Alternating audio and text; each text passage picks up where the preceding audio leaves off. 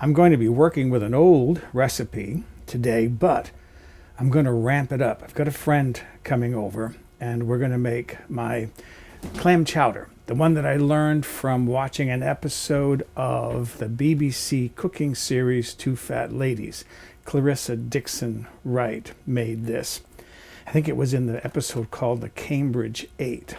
And what was different about it was she used prosciutto in the clam chowder a little bit, and she used milk. So it's not that thick New England style clam chowder. It's more of a broth clam chowder. It's not Manhattan style. I've done that as well. So I call it like a British clam chowder. But what we're going to do different today is we're going to add shellfish. So I'm going to call it a shellfish chowder.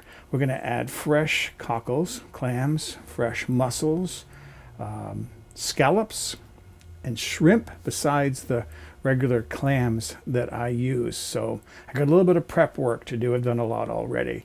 But let's get started making this shellfish chowder.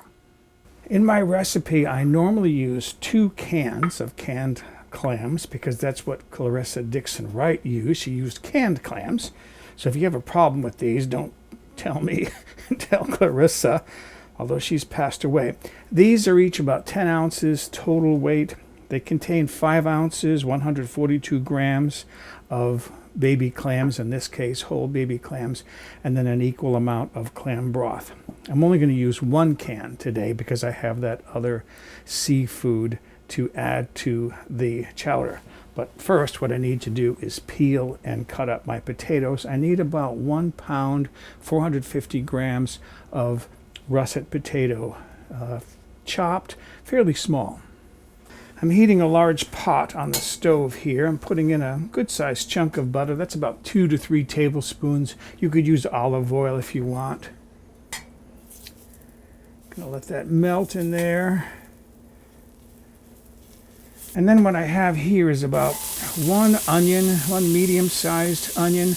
That's about 4 to 5 ounces, maybe 5 to 6 ounces, 140 to 170 grams of fairly small diced onion because I'm making a chowder soup here. I'm not making like a stew.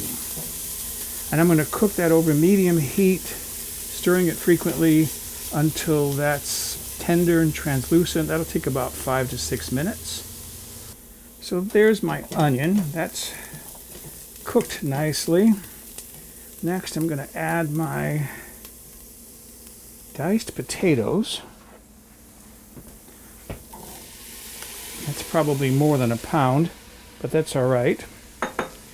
And then I'm going to add the broth from one of these cans of clams. Normally I use 2 cans, so because I'm missing broth here, I bought a bottle of clam juice. And this is more than I need, but I'm just going to pour it all in there.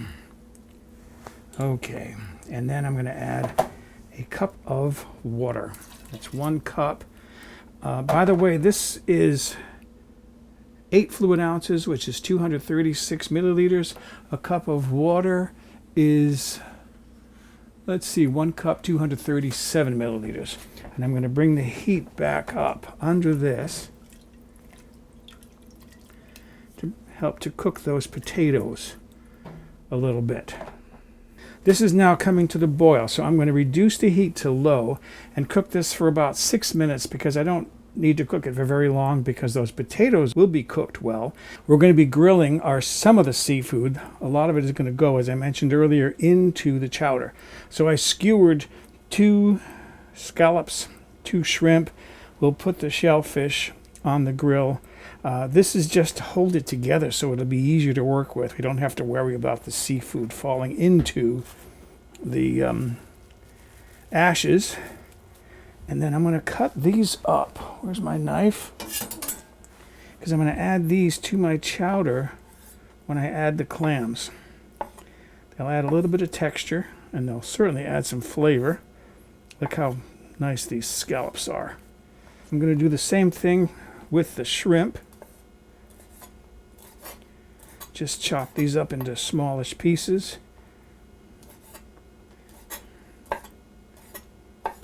And those larger pieces that I showed that we're going to grill, I'll show you what we're going to do with those afterwards.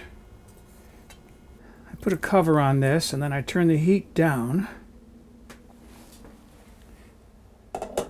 After it cooked for about 6 minutes, I'm going to bring my heat back up again under it. I'm going to add my clams. So this is my 5 ounces by weight, which was 142 grams of canned clams. And this is the seafood that I cut up. There's about 8 shrimp there and 8 scallops. Stir that in.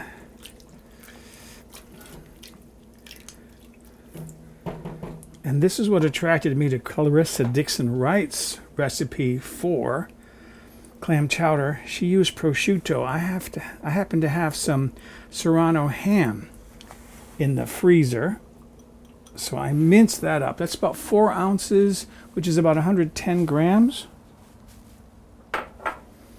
You could use prosciutto. That's what I usually use, but I have that, so I want to use it up. And then I have 2 cups, which is 473 milliliters of heavy cream, heavy whipping cream, and it's really thick.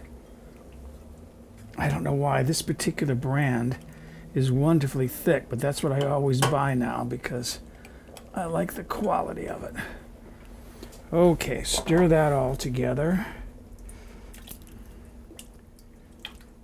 Look at that. Isn't that beautiful? That's looking like a nice New England clam chowder already.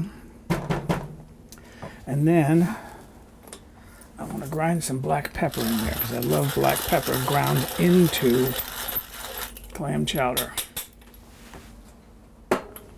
It just seems to be the perfect flavor for clam chowder.